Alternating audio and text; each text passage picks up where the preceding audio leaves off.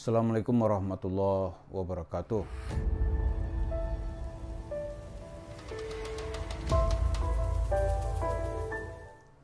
Para pemirsa, siapapun yang suka mengikuti sejarah dan latar belakang revolusi Islam di Iran pada tahun 1980 dan sampai sekarang telah mengantarkan para mullah berkuasa di Iran.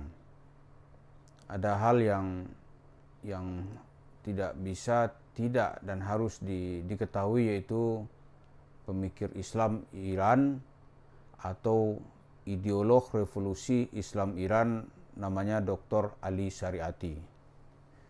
Ketika saya muda dan ketika revolusi itu terjadi, saya ketika itu masih SD gitu.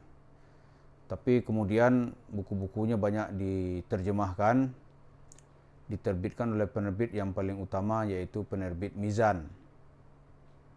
Nah, Ali Shariati membagi tokoh agama itu kepada dua. Yang pertama, tokoh agama yaitu pembela kaum mustad'afin. Di tema-tema agamanya berbicara tentang keadilan, berbicara tentang kedaulatan, tentang harga diri gitu. Nah, yang kedua, yang disebut dengan kelompok mustakbirin, yaitu kelompok penindas. Kelompok penindas ini tema-temanya adalah misalnya bagaimana meraup sedekah, kerjaannya menumpuk kekayaan, bercerita sorga, Tuhan Maha Pengampun, banyak sabar kalau ditindas, dan sejenisnya. Dari segi amalannya, kata Ali Shariati, orang-orang ini kalau kelompok mustad'afin tadi itu orientasinya adalah bagaimana membangun kemandirian suatu bangsa dan kesadaran diri.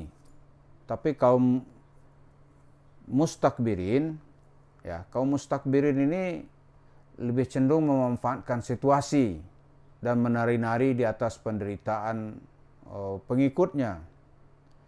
Kalau dalam terminologi Hasan Hanafi, pemikir Islam dari Mesir, dia menyebut ini kelompok kanan, dan ini ya Ashabul Yamin, dan ini disebut dengan Ashabul Yasar. Ashabul Yamin ini orientasinya itu adalah bangun masjid, ya kan, kelompok kanan Islam gitu. Sementara kaum kiri Islam ini atau Islam kiri ini itu lebih progresif, menuntut keadilan, kemudian ingin memberikan penjelasan tentang pesan-pesan Islam yang membuat umat manusia punya harga diri, punya kedaulatan, dan segala macam.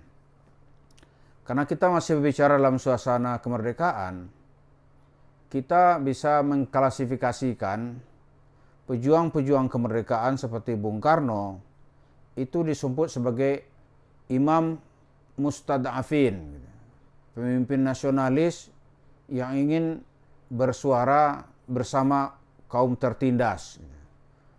Soekarno, Hatta, Syahrir, Tan Malaka, dan kaum-kaumnya itu disebut dengan kelompok atau pemimpin kelompok mustad'afin. Sementara orang-orang yang tidak peduli kepada keadaan, bahkan saat itu menjadi antek nikah, berbicara bersama Belanda, itu walaupun dia masih Islam, itu disebut dengan Ashabul Yamin. Islamnya Islam bersama kaum penindas.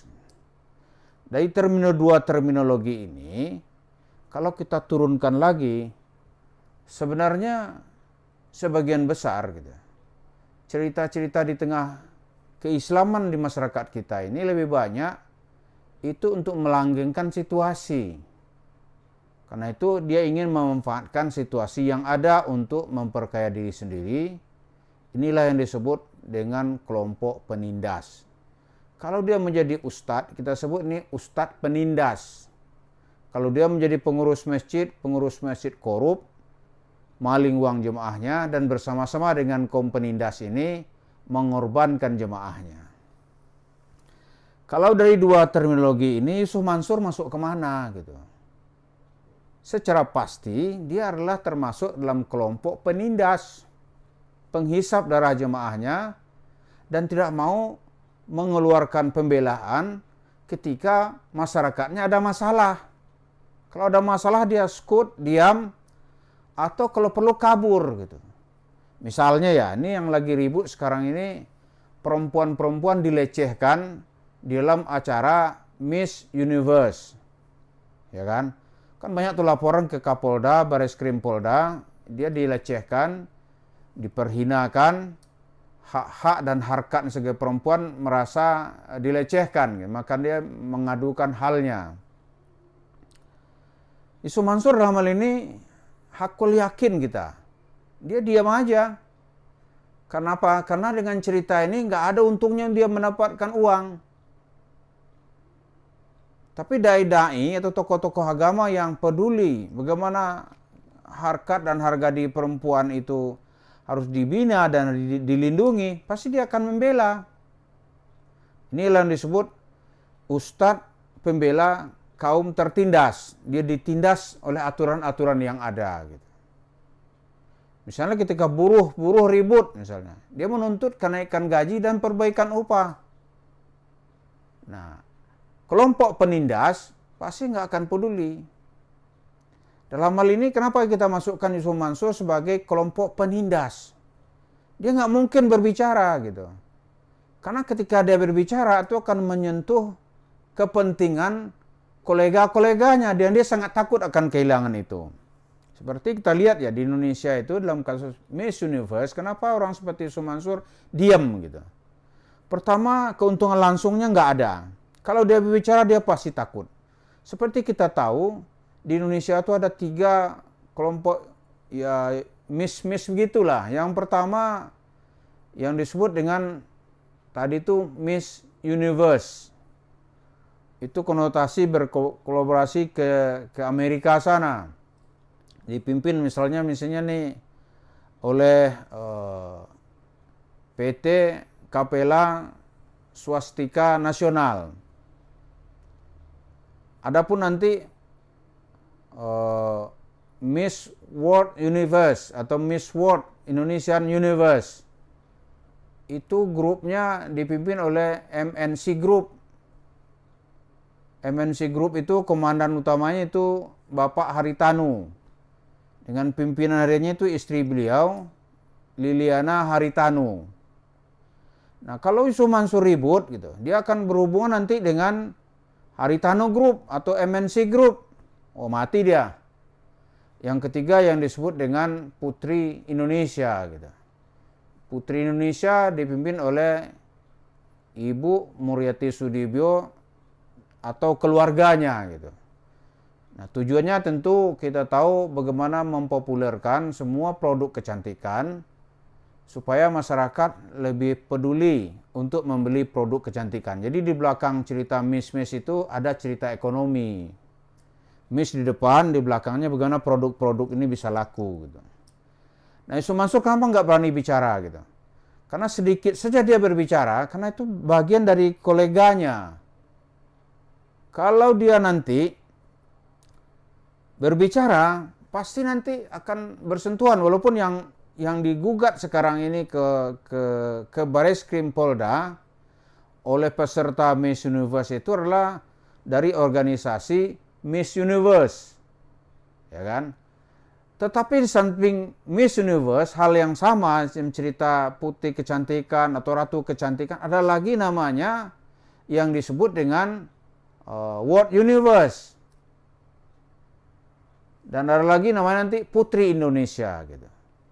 Jadi ketiga-tiganya ini sebetulnya walaupun berbeda tapi bersentuhan gitu. Ya, walaupun berbeda tapi bersentuhan, dekat-dekat lah. Kalau Yusuf Mansur cobalah, berani nggak Yusuf Mansur mengkritik pelaksanaan Miss Universe gitu. Wah, dia berat langsung. Karena sekarang ini dia bernaung di partai yang juga pemiliknya MNC Group. Dan dia nyalek dari partai itu.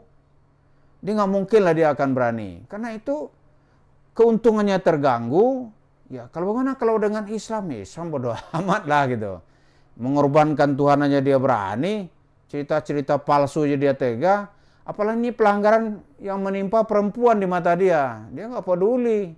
Nah, ini yang disebut dengan kelompok atau jamaatul mustakbirin. Kelompoknya para penindas gitu. Jadi kalau kita buat polarisasi seperti tadi itu, seperti yang digagas oleh Ali Syariati, orang seperti Yusuf Mansur ini dimasukkan ke dalam kelompok penindas. Dia penindas jemaahnya. Yang penting buat dia mendapatkan uang. Mau mati lo mati aja lah, kira-kira gitu. Dan dia nggak ada kepedulian sama sekali gitu. Auzubillah. Kita berlindung kepada Allah, dijauhkan kita dari orang-orang atau berada dengan orang-orang yang menindas dan berhubungan dengan partai-partai yang akan bertujuan menindas rakyatnya. Terima kasih. Assalamualaikum warahmatullahi wabarakatuh.